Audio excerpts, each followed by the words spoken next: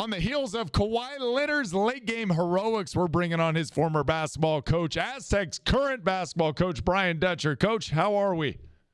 Everything's great. This time of the year, it's kind of recruiting winding up, and we're in finals week over here on campus. How many spots do you have left to fill in the recruiting? We have one scholarship left to give, and we have a couple of guys we're still pursuing, and hopefully we'll be able to land one of them. And as far as the finals week, what does that mean for the coaching staff? Just make sure everybody's on time all the time. You know, they got to get up here, study sessions, and be on time to that final. Got to stay after him, don't you? Coach, I got to admit something.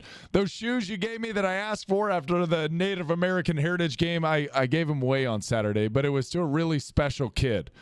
So I hope you don't. That's okay. I hope you don't mind. Passing them on, I'm for it. All right, I was at my 7-year-old's basketball game at the YMCA, and one of his friend's older brothers, he's a 6'2" 7th grader who can dunk a tennis ball already. And he's looking at my shoes, and I said, "What size you wear?" It just so happened he wore the exact same size as me, and I go, "Well, I'm not going to leave this gym with these shoes." So I took them off. It was raining outside. I pocketed my socks.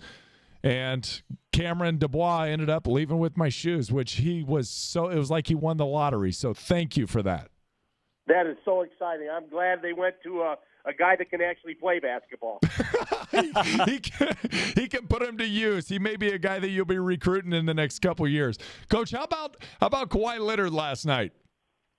Unbelievable. I mean, that shot to win the game, I mean, that's going to be an all-time NBA highlight. And it was just so great to see that ball dance on the rim and finally fall in. There's really no way to stop that. What do they draw up? Kind of give it to Kawhi and find a way to create something? Is that basically the play there? That's it. I mean, there was no screen for him. They ran him off. He caught it up top, swept, and played one-on-one and shot it over Embiid from that right corner. It was just an incredible moment. Not an easy shot. He mentioned after the game, I watched the press conference, that was kind of a play that they had earlier in the season against Miami, and he realized they had 3 seconds on the clock against Miami, and he just got the ball and turned and shot it. And this one, they had 4 seconds, I think, from the time he got the ball. How quick did Kawhi Leonard pick up on information and take that from one game to the next to be able to adapt his game and to be able to capitalize on a moment like last night? I mean, Kawhi's always been a go-to player. And I think back to all the highlights I watched him when he was at San Diego State, and he scored at every level for us. He posted up. He shot off the bounce. He shot the three, although he shoots the three way better now just through hard work. But he was a multi-dimensional player that took big shots, took timely shots, and continues to do so in the NBA. Coach, take us back to even landing him. Like, through the recruiting process, did you envision at that time, not that he'd be a special NBA player, but he had a chance to be a special collegiate player for you when you were recruiting him? The first time I saw Kawhi as a junior in high school in the spring, going into his senior year, I called back and said, I think this kid's got a chance to be an NBA player because he's such a special talent. The thing with Kawhi coming out of high school, people weren't sure if he was too small to be a power forward and not skilled enough to be a small forward. But his athleticism, his work ethic were all things that, if you take into account, you knew he was going to be something special. Coach, being an NBA player and being one of the top 5 best NBA players, a little different. He had 41 points on 39 shots last night. When he was at State, he averaged 14 points on 12 field goal attempts.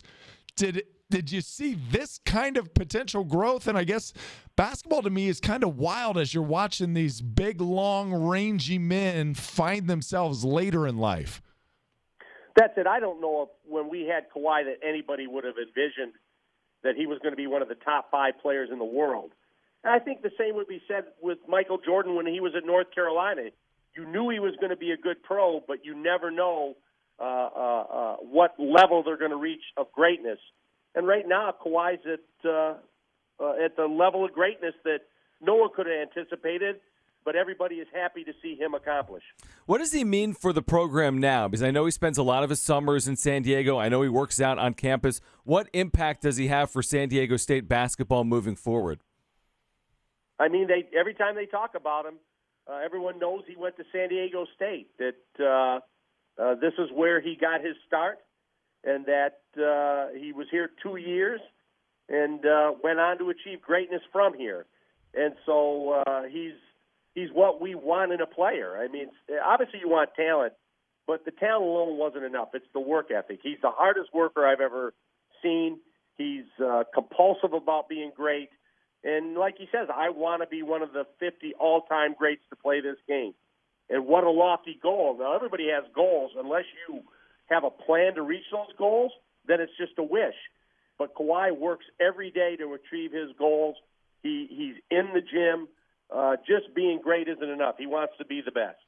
Coach, I have to imagine sitting in the living room while you're recruiting, having Kawhi Leonard as on your resume is a real big boost. I also imagine you talk about the insatiable work attitude, the work ethic. That really has to help when you're talking to these guys about what it takes to be great on your current roster.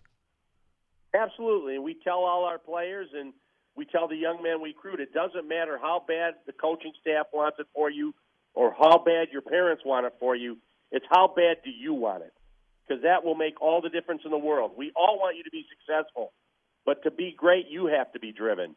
And I think that's a message that all kids can understand, that your parents want it, your coaches want it, but unless you really want it and put all the energy into it, it doesn't have a chance of happening. Coach, take us back to the decision Kawhi made to leave after his sophomore year. Did he know that was the right time? Did he want to leave before that? Was there talk of him coming back for another year? What went into the decision for him to leave when he did? I know after his freshman year, he talked to Coach Fisher about what he thought his opportunity would be to be an NBA player after 1 year. And Coach and he met. They got feedback from the NBA, and they felt it was in his best interest to come back a second year. And then that second year, he just continued to get better, was just outside of the lottery, I think the 15th pick, and taken by the Indiana Pacers and traded to the San Antonio Spurs. And everybody's path is different. And some guys are ready after 1 year, some after two, some need 4 years of college. But Kawhi chose the path that was best for him. And obviously he's been with a great franchise in San Antonio and now with Toronto, and has continued to improve every year he's played basketball. Coach, we're sitting in studio watching the highlights of Kawhi over and over and over as they're going through the TVs. Did you ever see him this emotional as he was after that shot finally plinkoed its way through? Yeah, Kawhi had his moments of displaying emotion, and it wasn't all the time, but when he did, it was important moments, like a game winner or a big win for his team when he was at San Diego State. So there were times he displayed emotion, but he's always been businesslike in his approach. And I think, as great as that moment was, he is not satisfied. His eyes are on an NBA title, and he's already moved beyond that shot. He's getting ready for Giannis and the Milwaukee Bucks that they will see Wednesday night. How do you handicap this? Have you been watching much of the NBA postseason, and what do you think with the 4 teams remaining? Does Toronto have as good of a shot, or obviously Golden State still remaining on the pedestal based on what they've done the last 4 or 5 years? Yeah, Toronto have a real hard series with Milwaukee. Obviously, Milwaukee has home court advantage with the best record in the NBA. They have great players around Giannis that shoot the ball, and it will be a challenge for the Raptors. But the Raptors have the second best record. And so it's going to be the meeting of 2 very good teams. And obviously Toronto's going to have to steal at least one on the road. We know that much if they're going to advance and then hold home court. So no easy task at hand. But the Raptors will be ready. Kawhi will be ready, and we'll see how it plays out. And does Brian Dutcher have his We the North shirt on? No. we the West Coast right now. There you go. Now, I'll support the North, but I'm not wearing a North shirt. Coach, you've had a really active offseason, bringing in a lot of transfer student athletes. We talked to one of your assistant coaches, Jay Morris, about some of the new guys you've landed.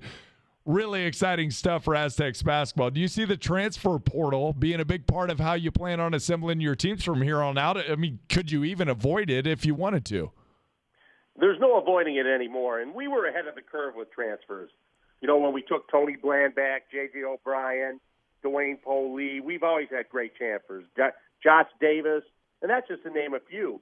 And so this year we've added 2 fifth-year seniors that are eligible instantly, K.J. Fagan from Santa Clara and then Yanni Wetzel from Vanderbilt. Both are going to be very key pieces to what we do. and maybe one of our best players that sat last year, Malachi Flynn, a sit-out transfer from Washington State.